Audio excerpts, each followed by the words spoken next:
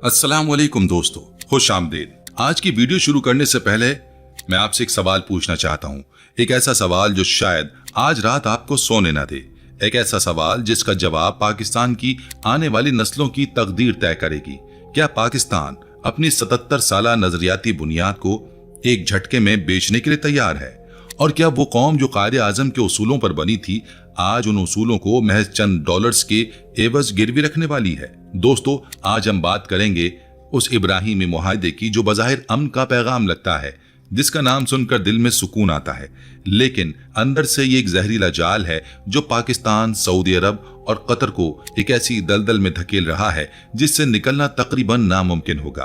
तो दोस्तों, बैठ जाएं, स्क्रीन के करीब आ जाएं, क्योंकि आज की वीडियो आपको अंदर से हिला देगी। दोस्तों, बात शुरू करते हैं 1975 से। अमेरिका के secretary of state Henry Kissinger ने एक ऐसी बात कही जो आज भी उतनी ही सच है जितनी उस वक्त थी। उन्होंने कहा कि अमेरिका का दुश्मन होना खतरनाक है, लेकिन अमेरिका का दोस्त होना आपकी तबाही है। ये जुमला उन्होंने उस वक्त कहा जब अमेरिका वियतनाम की जंग हार रहा था, अपनी फौजें निकाल रहा था, और जिन लोगों ने सालों तक अमेरिका का साथ दिया, जिन्होंने अपने घर उजाड़े, अपने बच्चे खोए, अपना खून बहाया, अमेरिका ने उन्हें एक ही रात में अकेला छोड़ दिया, बिल्कुल अकेला, बेयारो मददगार। और दोस्तों, ये सिर्फ वियतनाम की कहानी नहीं है, ये एक पैटर्न है, एक बार बार दोहराया जाने वाला पैटर्न जो आज पाकिस्तान के साथ दोहराया जा रहा है। ईरान के शाह अमेरिका के सबसे करीबी दोस्त थे, इतने करीबी कि उन्हें अमेरिका की कठपुतली कहा जाता था। पूरा ईरान अमेरिकी मफादात के लिए इस्तेमाल हो रहा था। ईरान की तेल की दौलत, ईरान की फौजी ताकत, ईरान की जोग्राफियाई अहमियत, सब कुछ अमेरिका के लिए था। लेकिन 1979 में जब ईरान में इनकलाब आया तो अमेरिका ने अपने प्यारे दोस्त को पनाह तक ना दी। वो बेचारा दर बदर की ठोकरें खाता रहा, एक मुल्क से दूसरे मुल्क जाता रहा और आखिरकार जिलावतनी में ही मर गया। इसलिए नहीं कि उसने कोई गलती की थी, बल्कि इसलिए कि अमेरिका का मफाद खत्म हो गया था। फिर इराक और शाम में दाइश के खिलाफ जंग हुई। अमेरिका ने कुर्दों को अपना दोस्त बनाया, वादा किया कि तुम्हें अपना मुल्क कुर्दिस्तान देंगे, तुम्हारी कुर्बानियां रायगा नहीं जाने देंगे, तुम हमारे लिए लड़े, हम तुम्हारे लिए लड़ेंगे। लेकिन जैसे इसराइल के लिए खतरात खत्म हुए, अमेरिका ने कुर्दों को उनके हाल पर छोड़ दिया। वादा वो तो कभी था ही नहीं। और अफगानिस्तान को कैसे भूलें? 20 साल, पूरे 20 साल अफगान हुकूमत और फौज ने अमेरिका का साथ दिया, अपने ही भाइयों के खिलाफ लड़े, अपना ही खून बहाया, अपनी इज्जतें दांव पर लगाई, अपने बच्चों का मुस्तकबिल दांव पर लगाया। लेकिन जब अमेरिका ने अचानक वापस जाने का फैसला किया तो अपने उन्हीं ही दोस्तों को तालिबान के रहमो करम पर छोड़ दिया और यूक्रेन को रूस के सामने खड़ा किया। जब तबाह होने लगा तो पीठ फेर ली। हेनरी किसिंजर की बात हर्फ बहर्फ सच साबित हुई कि अमेरिका का दोस्त बनना आपकी तबाही है। और दोस्तों, अब जरा ठहरें और सोचें, ये सब तारीख नहीं है, ये एक खामोश सबक है जो पाकिस्तान को अभी सीखना है। और जो बात आगे आने वाली है वो इससे भी ज्यादा चौंका देने वाली है, क्योंकि ट्रंप ने पाकिस्तान को जो मोहब्बत दी उसकी कीमत अब मांगी जा रही है। और वो कीमत है पाकिस्तान की रूह, पाकिस्तान की नजरियाती शनाख्त, वो बुनियाद जिस पर यह मुल्क खड़ा हुआ था। तो वीडियो देखते रहें, क्योंकि अभी कहानी शुरू हुई है और असल धमाका अभी आना बाकी है। दोस्तों, जरा याद करें, कुछ अर्सा पहले की बात है। डोनाल्ड ट्रंप पाकिस्तान की तारीफों के पुल बांध रहे थे। उन्होंने कहा कि my favourite field marshal from Pakistan. Shehbaz Sharif को अपना दोस्त और पार्टनर कहा। पाकिस्तान को गजा अमन मुआहदे में शामिल किया। ईरान मज़ाकरात का सालिस बनाया। दुनिया को दिखाया कि पाकिस्तान कितना अहम मुल्क है, कितना जरूरी मुल्क है, कितना काबिल एतमाद मुल्क है। और हम खुश हो गए। हमने सोचा, वाह, अमेरिका ने हमें इतनी अहमियत दी, ट्रंप ने हमें पसंद किया। हमारे टीवी चैनल्स पर तज्जियाकारों ने खुशी से कहा कि देखो पाकिस्तान कितना अहम हो गया है। हमारे लीडरों ने फखर से सीना फुलाया। लेकिन दोस्तों, कोई फ्री लंच नहीं होता। सियासत में तारीफें मुफ्त नहीं मिलती।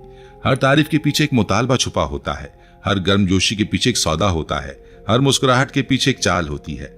और अब वो सौदा सामने आ गया है। ट्रंप की ट्रुथ सोशल पर एक पोस्ट आई जिसमें उन्होंने कतर, सऊदी अरब और पाकिस्तान का नाम लेकर इब्राहिम मुआहदे में शामिल होने का मुतालबा किया। लेकिन ये दरखास्त नहीं थी दोस्तों, ये धमकी थी, खुली और वाज़ेह धमकी। ट्रंप ने साफ लिखा कि ये मैंडेटरी है, यानी लाजमी है, तुम्हें हर सूरत में ये करना पड़ेगा, चाहो या ना चाहो, मानो या ना मानो। अब आप समझे कि वो तारीफें क्यों की गई थी। पहले प्यार से करीब करो, फिर हाथ पांव बांधकर अपनी मर्जी करवाओ।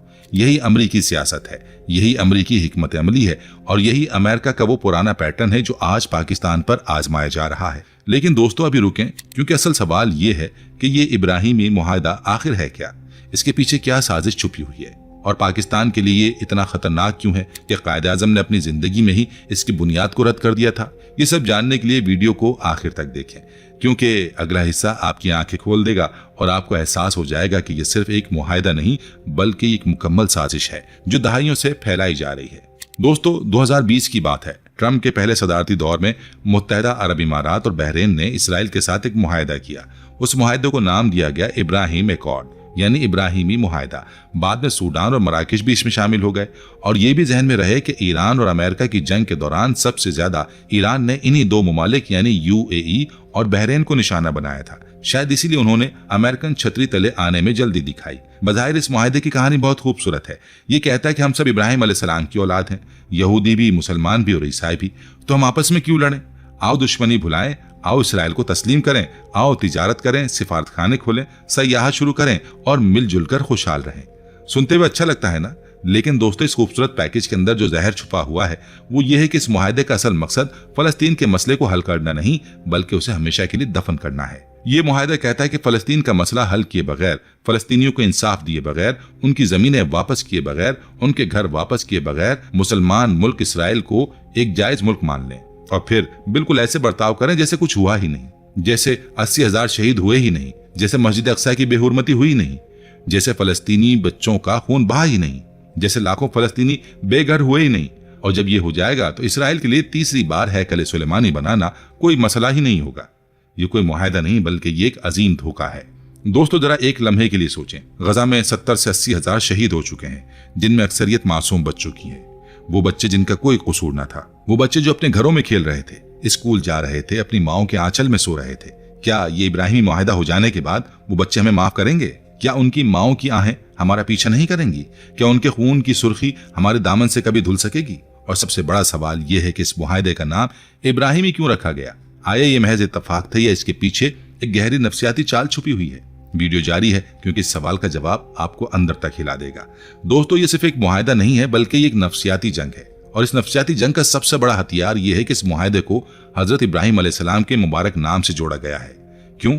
क्योंकि जब एक आम मुसलमान इब्राहिमी का नाम सुनता है तो उसके दिल में हजरत इब्राहिम अलैहिस्सलाम के लिए मोहब्बत जागती है, अकीदत जागती है, ईमान जागता है। और इसी मोहब्बत और अकीदत की आड़ में फलस्तीन पर गासिबाना कब्जे, मासूमों का खून और मस्जिद अक्सा की बेहुरमती जैसे संगीन मसाइल को एक मजहबी पर्दे के पीछे छुपाने की कोशिश की जा रही है। लेकिन कुरान करीम इस बारे में बिल्कुल वाज़ेह है। अल्लाह ताला फरमाते हैं, जिसका मफहूम है कि इब्राहिम न यहूदी थे न नसरानी, बल्कि वो हर चीज से ताल्लुक तोड़कर एक अल्लाह के हो गए थे और वो मुस्लिम थे, मुशरिक नहीं थे। अल्लाह ने कुरान में बाकायदा नाम लेकर वाज़ेह फरमा दिया कि एक मुसलमान और एक मुशरिक कभी बराबर नहीं हो सकते। तो ये मुआहिदा जो इसराइल को मुसलमानों का भाई साबित करने की कोशिश कर रहा है वो कुरान करीम के बराह रास्त खिलाफ है। यहूदी और मगरबी ताकतें इस बात को बखूबी जानती हैं कि वो मुसलमान को गोली से, मुआशी दबाव से आर्जी तौर पर तो झुका सकती हैं, लेकिन उनके दिलों से ईमान और फलस्तीन की मोहब्बत कभी नहीं निकाल सकती। इसीलिए उन्होंने एक नया हथियार तैयार किया और वो हथियार है मजहबी जज्बात का इस्तेहसाल। सियासत को मजहब का तड़का लगाकर मुसलमानों की गैरत को सुलाने की ये एक इंतहाई खतरनाक और मक्काराना कोशिश है। अब दोस्तों, यहाँ एक और सवाल पैदा होता है और वो ये कि इसराइल और अमेरिका जिन मुमालिक को इब्राहिमी मुआहिदे के लिए निशाना बना रहे हैं उनमें पाकिस्तान क्यों है? इसराइल ने इराक पर हमला किया, फलस्तीन को तबाह किया, शाम को बर्बाद किया, तो पाकिस्तान पर दबाव क्यों?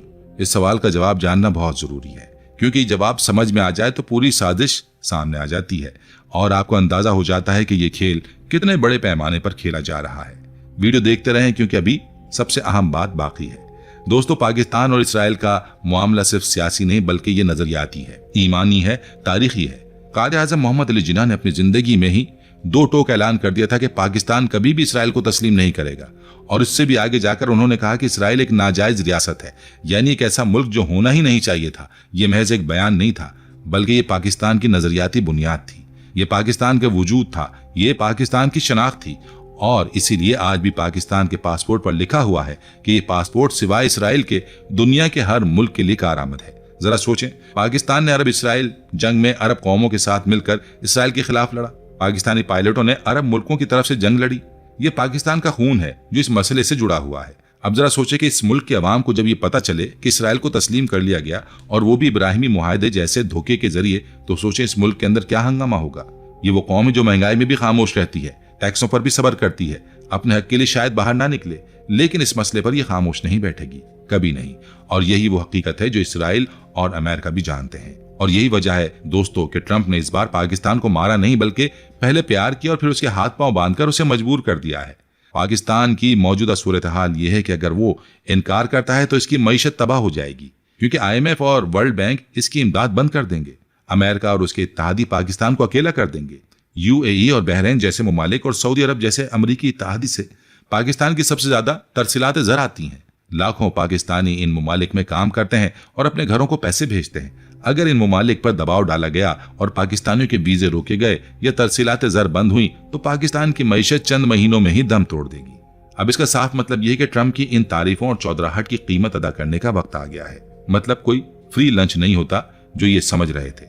सब के सब मफादात की गेम होती है। अब ट्रंप ने पाकिस्तान को एक ऐसी डील पेश की है जिसे आप सुसाइड मिशन कह सकते हैं, यानी ना मान सकते हैं ना इनकार कर सकते हैं, क्योंकि आगे कुआं है और पीछे खाई है। अब दोस्तों आप पूछेंगे कि फिर पाकिस्तान के पास क्या है, कोई रास्ता भी है और क्या पाकिस्तान इस दबाव को झेल सकता है? ये सवाल बहुत अहम है और इसका जवाब हर पाकिस्तानी को जानना चाहिए। तो आइए अब इसका तफसीली तज्जिया करते हैं ताकि आप खुद फैसला कर सकें कि पाकिस्तान को किस रास्ते पर जाना चाहिए और कौन सा रास्ता पाकिस्तान के लिए बेहतर है। दोस्तों इस सूरत हाल में पाकिस्तान के पास बुनियादी तौर पर 3 रास्ते हैं। पहला रास्ता वो है जिसे हम गैरत का रास्ता कह सकते हैं। कायदे-ए-आज़म के उसूलों के मुताबिक अवामी जज्बात का एहतराम करते हुए अपनी नजरियाती बुनियादों पर कायम रहते हुए ट्रंप के दबाव को साफ अल्फाज में मुस्तरद कर दिया जाए, रूस, चीन और ईरान ब्लॉक का हिस्सा बन जाया जाए और दुनिया को बताया जाए कि पाकिस्तान अपने उसूलों से नहीं हटेगा। लेकिन इस रास्ते पर चलने के लिए लोहे के जिगर की जरूरत है और ऐसी क़यादत की जरूरत है जो अपनी अवाम पर भरोसा करे, न कि अमरीकी इमदाद पर। इस रास्ते पर चलने का मतलब यह है कि IMF का प्रोग्राम रुक सकता है, तरसीलात ज़र मुतासिर हो सकती हैं, मुआशी मुश्किलात बढ़ सकती हैं, लेकिन मुल्क की सलामती, पासपोर्ट की साख और अवामी गैरत बच जाएगी। ये वो रास्ता है जिसकी तवक्को मौजूदा हुक्मरानों से रखना बहुत मुश्किल लगता है, लेकिन यही वो रास्ता है जो तारीख में सुनहरी हरूफ से लिखा जाता है।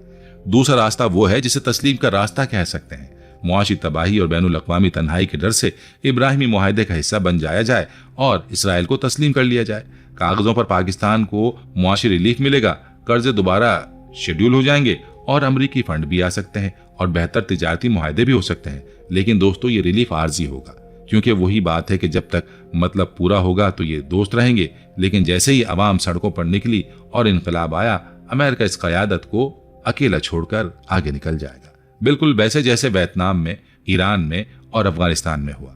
और इस रास्ते पर चलने का मतलब है कि कायद-ए-आज़म का वो वादा टूट जाएगा जो उन्होंने इस कौम से किया था। वो पासपोर्ट बेमानी हो जाएगा जिस पर इसराइल के साथ ना जाने की शर्त लिखी थी और आने वाली नस्लें हमें कभी मुआफ नहीं करेंगी। तीसरा रास्ता वो है जो सबसे ज्यादा मुमकिन लगता है और वो है दरमियानी रास्ता, यानी न खुलकर हाँ कहना और न खुलकर इनकार करना, सिर्फ वक्त गुजारना जब तक ट्रंप हुकूमत या ये खुद हुकूमत से न उतर जाए।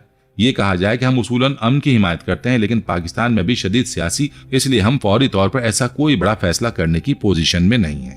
इस बयान के बाद जब पाकिस्तान को थोड़ा सांस लेने का वक्त मिलेगा तो वो सऊदी अरब और चीन के पीछे छुपने की कोशिश करेगा। देखेगा कि अगर सऊदी अरब इस मुआहदे में कोई नरमी दिखाता है तो वो भी सऊदी अरब के पीछे चल पड़ेगा, बड़ा नहीं। लेकिन ये तीसरा रास्ता ट्रंप को आर्जी तौर पर तो ठंडा कर सकता है, क्योंकि ट्रंप की तबीयत ऐसी है कि वो सेमीफाइनल नहीं बल्कि फाइनल नतीजा मांगता है। और सबसे बड़ा सवाल यही है कि मुआशी वेंटिलेटर पर मौजूद पाकिस्तान आखिरकार अमेरिका का दबाव कब तक बर्दाश्त कर पाएगा। दोस्तों अब वो बात जो मैं आपसे करना चाहता हूं वो ये है कि अगर हुक्मरान कमजोर हों, अगर क़यादत बिक जाए, अगर इख्तिदार के ऐवानों में सौदे हो जाएं, तो फिर आखिरी उम्मीद कौन होता है? अवाम, पाकिस्तानी अवाम। वो अवाम जो महंगाई में भी सब्र करती है, टैक्सों के बोझ तले भी दबी रहती है, अपने हुकूक के लिए शायद बाहर न निकले, लेकिन जब बात फलस्तीन की आती है, जब इसराइल की बात आती है, जब इस्लाम की बात आती है, तो यह अवाम खामोश नहीं रहती, कभी नहीं रही और कभी नहीं रहेगी। और यही पाकिस्तान की असल ताकत है, अवाम की वो गैरत जो अभी सोई हुई है लेकिन जाग सकती है। और जब ये जाग गई तो फिर कोई ट्रंप, कोई IMF, कोई इब्राहिमी मुआहिदा इसे नहीं रोक सकता। लेकिन इसके लिए ज़रूरी है कि अवाम बाखबर हो, अवाम समझे कि क्या हो रहा है, अवाम जाने कि ये इब्राहिमी मुआहिदा है क्या और इसके पीछे क्या साजिश है। और इसीलिए आज की ये वीडियो आप तक पहुंचाना ज़रूरी था। ये वीडियो इसलिए नहीं बनाई कि सिर्फ आप देखें, बल्कि इसलिए बनाई है कि आप इसे हर उस शख्स तक पहुंचाएं जिससे आप मोहब्बत करते हैं। दोस्तों अब जरा इब्राहिमी मुआहिदे के साथ जो लालच दी जा रही है उस पर भी बात कर लेते हैं। कहा जा रहा है कि पाकिस्तान अगर इस मुआहिदे में शामिल हो जाए तो अमेरिका की भरपूर सपोर्ट मिलेगी, मुआशी रिलीफ मिलेगा, टैक्स कम होंगे, बेहतरीन तिजारती मुआहिदे मिलेंगे और सरमायाकारी के मजीद मौके पैदा होंगे।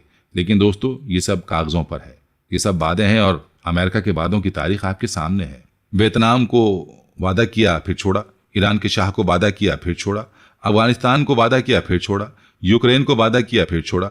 तो पाकिस्तान के साथ क्या मुख्तलिफ होगा? क्या इस बार अमेरिका बाकी अपना वादा पूरा करेगा? जो तारीख हमने देखी है उसकी रोशनी में तो इसका जवाब बिल्कुल साफ है। लेकिन दोस्तों, सबसे बड़ा खतरा वो है जो अभी तक शायद किसी ने इस तरह नहीं बताया। अगर इब्राहिमी मुआहदा कामयाब हो गया, अगर पाकिस्तान, सऊदी अरब और कतर ने इसराइल को तस्लीम कर लिया, तो उसके बाद इसराइल का अगला हदफ क्या होगा? मस्जिद अक्सा, तीसरी बार हैकल सुलेमानी की तामीर, और उससे कोई अरब मुल्क, कोई मुसलमान मुल्क आवाज नहीं उठा सकेगा, क्योंकि वो पहले ही इसराइल को तस्लीम कर चुके होंगे। क़िबला अव्वल पर कब्जा हो जाएगा और पूरी दुनिया के मुसलमान बस तमाशा देखते रहेंगे। यही साजिश का असल अंजाम, और ये वो अंजाम है जिसके बारे में न हमारे टीवी चैनल्स बात कर रहे हैं, न हमारे तज्जियाकार बात कर रहे हैं, न हमारी हुकूमत बात कर रही है। दोस्तों, तारीख में ऐसे कई लम्हात आए जब ताकतवर ने कमजोर को झुकाने की कोशिश की, लेकिन जो कौमें अपने उसूलों पर डटी रहीं, जिन्होंने अपनी गैरत नहीं बेची, वो आज भी सर उठाकर चल रही हैं, और तारीख में उनका नाम इज्जत से लिया जाता है। ईरान ने अमेरिकी दबाव को ठुकराया, मुआशी पाबंदियां झेली, मुश्किलात उठाई, अपने लोगों ने कुर्बानियां दी, लेकिन अपना सर नहीं झुकाया। और आज ईरान एक ऐसी ताकत है जिसे दुनिया नजरअंदाज नहीं कर सकती। क्यूबा ने दहाइयों तक अमेरिकी नाकाबंदी का सामना किया, लेकिन अपनी राह नहीं छोड़ी, और आज भी अपनी शराइत पर जिंदगी गुजार रहा है। फलस्तीन के लोगों ने 75 साल से जायद अरसे में तमाम तर मसाइब के बावजूद हार नहीं मानी, और आज उनका नाम दुनिया की अजीम तरीन मज़ाहिमत की अलामत बन चुका है। तो क्या पाकिस्तान, जो एक एटमी ताकत है, जिसकी आबादी 22 करोड़ से ज्यादा है, जिसके पास दुनिया की 7वीं बड़ी फौज है, वो अपनी नजरियाती बुनियाद को सिर्फ इसलिए बेच देगा कि IMF का प्रोग्राम जारी रहे? ये सवाल आपका भी है और मेरा भी। दोस्तों, आपसे आज बिल्कुल सीधी बात करना चाहता हूँ। पाकिस्तान इस वक्त एक ऐसे मोड़ पर खड़ा है जहां से आगे जाने वाला रास्ता उसकी अगली कई नस्लों की जिंदगी तय करेगा। आज अगर गलत फैसला किया गया तो उसकी कीमत सिर्फ मौजूदा हुकूमत नहीं बल्कि आने वाली नस्लें अदा करेंगी।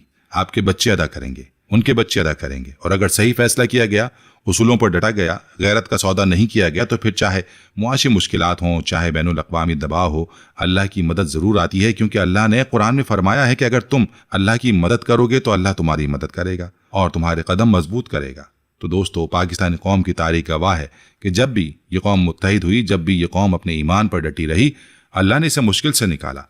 1965 की जंग याद करें, 1971 के बाद दोबारा खड़ा होना याद करें, एटमी धमाकों के बाद दुनिया की पाबंदियां झेलना याद करें। इस कौम ने हर बार मुश्किल में अल्लाह पर भरोसा किया और अल्लाह ने हर बार इसे संभाला। दोस्तों, आखिर में आपसे एक अपील करना चाहता हूं।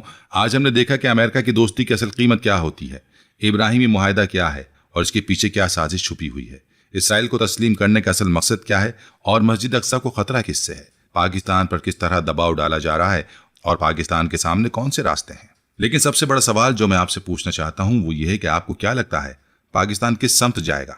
क्या पाकिस्तान कायद आज़म के उसूलों पर कायम रहेगा, या फिर मुआशी दबाव के आगे घुटने टेक देगा? क्या पाकिस्तानी अवाम अपनी गैरत को जगाएगी या खामोश तमाशाई बनी रहेगी? क्या हमारी क़यादत वो फैसला करेगी जो तारीख में सुनहरी हुरूफ से लिखा जाए, या वो फैसला करेगी जो आने वाली नस्लें कभी माफ़ नहीं करेंगी? अपनी कीमती राय का इजहार कमेंट सेक्शन में ज़रूर कीजिए, और अगर आपको लगता है ये वीडियो हर पाकिस्तानी तक पहुंचनी चाहिए तो अभी शेयर कीजिए। अपने दोस्तों को भेजें, अपने घर वालों को भेजें, अपने मोहल्ले वालों को भेजें, क्योंकि ये सिर्फ एक वीडियो नहीं बल्कि एक ऐसा पैगाम है उस कौम के लिए जो भी जाग सकती है। चैनल को सब्सक्राइब करें, बेल आइकन दबाएं ताकि आने वाली अहम वीडियो से महरूम ना रहें। अल्लाह पाकिस्तान का हामी नासिर हो। अल्लाह हाफिज।